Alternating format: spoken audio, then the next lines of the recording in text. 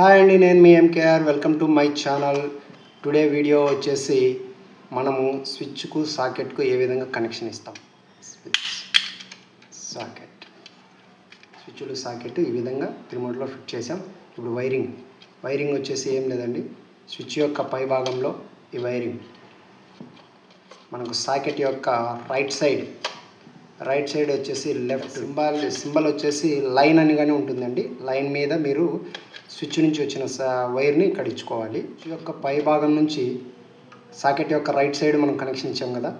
ఇప్పుడు left side వచ్చేసి మనము న్యూట్రల్ డైరెక్ట్ బోర్డులోంచి వచ్చిన మెయిన్ న్యూట్రల్ అండి.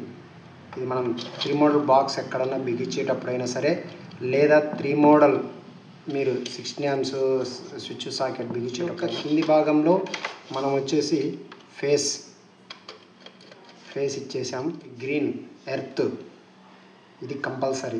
ఇంట్లో వైరింగ్ లాగినప్పుడు ఎర్త్ లాగి ఉంటారండి. ఈ ఎర్త్ లాగి ఉంటాం కదా, ఆ ఎర్త్ వైర్ వచ్చేసి సాకెట్ యొక్క పై భాగంలో. ఈ ఎర్త్ డీటెయిల్స్ కానీ నెక్స్ట్ వీడియోలో మీకు వివరంగా పోన్ పార్ట్లలో తెలుస్తుంది. ఇది ఈ విధంగా అంతేనండి.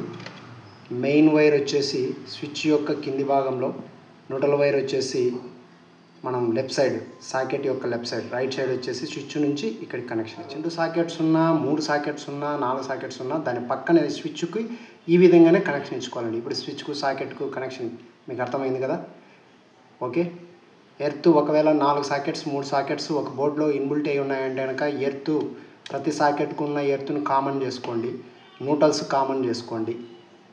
ఓన్లీ ఫేసులు మాత్రమే స్విచ్ నుంచి కంట్రోల్ ఇవ్వండి, అంతే, జస్ట్ ఇనఫ్.